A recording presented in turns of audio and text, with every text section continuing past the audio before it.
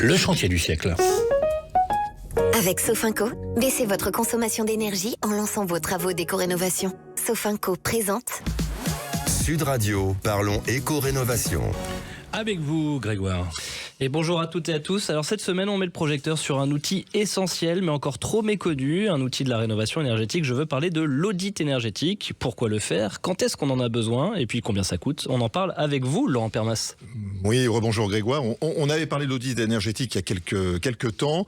C'est le point de départ incontournable. C'est un peu le check-up, le bilan de santé de votre habitation. Donc indispensable de commencer par là.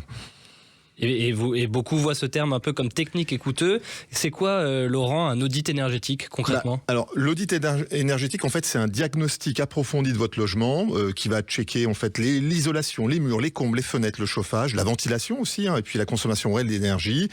L'idée, c'est d'identifier en fait les points faibles de votre habitation, là où vous perdez de la chaleur et là où vous dépensez forcément trop d'énergie. Et puis la personne qui audite propose un plan d'action personnalisé avec plusieurs scénarios de travaux possibles, une estimation des économies, une projection de la facture d'électricité après les travaux et les aides qui sont mobilisables.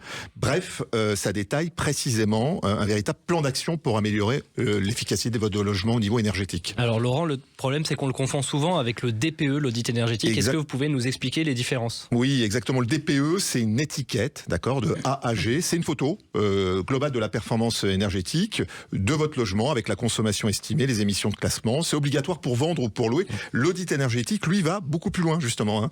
Il propose une approche approfondie, repère les défauts, propose des scénarios chiffrés, priorisation des travaux, les coûts estimés, les gains énergétiques et les aides possibles. Je le rappelle, c'est un véritable plan de rénovation. Alors dans quel cas l'audit il devient intéressant, voire même peut-être obligatoire? L'audit aujourd'hui est obligatoire dans plusieurs cas. Le premier, lorsque vous vendez une maison ou un immeuble classé passoire thermique, classé F ou G au DPE. Et puis depuis 2025, la règle s'élargit avec un audit qui est obligatoire pour les logements classés E.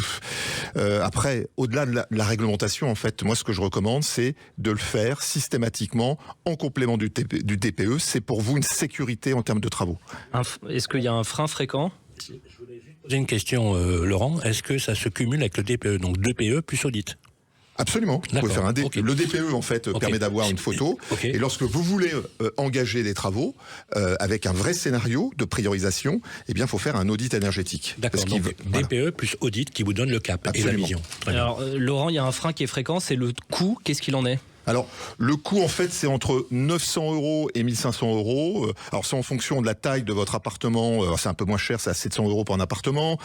Pour une maison, c'est un peu plus cher. Il n'y a pas de tarif réglementé, en fait. Donc, c'est important de comparer, justement, avec plusieurs devis. Mais l'intérêt, c'est surtout d'avoir des gains en termes de financement. Et puis, je rappelle, l'audit énergétique peut être pris en charge à la fois par les coups de pouce de votre commune. Donc, appelez votre commune. Et puis aussi, dans certains cas, avec MaPrimeRénov'. Alors, on parle des bénéfices concrets, qu'est-ce qu'ils sont? Vous avez un plan clair, personnalisé, vous savez par quoi commencer. Ensuite, on évite les erreurs de diagnostic, faire une pompe à chaleur avant justement de pouvoir regarder tout ce qui est lié à l'isolation. Et puis, on accède aux aides, ça c'est important, aux subventions, et vous augmentez bien évidemment votre confort de logement en réduisant vos factures. Allez Laurent, rapidement pour conclure, pourquoi est-ce qu'on doit faire un audit énergétique? Tout simplement pour pouvoir faire véritablement des économies et d'avoir un logement après les travaux liés à votre audit énergétique qui est sûr et avec une projection de votre tarification en termes de coût de la facture énergétique. Merci Laurent Permas. Eh bien, on va faire une petite pause, les amis. Ensuite, on va continuer avec vous, Bérénice, dans Ça vous concerne. Et on reçoit ensuite notre invité. Sud Radio, parlons éco-rénovation. Avec Sofinco, lancez vos travaux d'éco-rénovation pour baisser votre consommation d'énergie.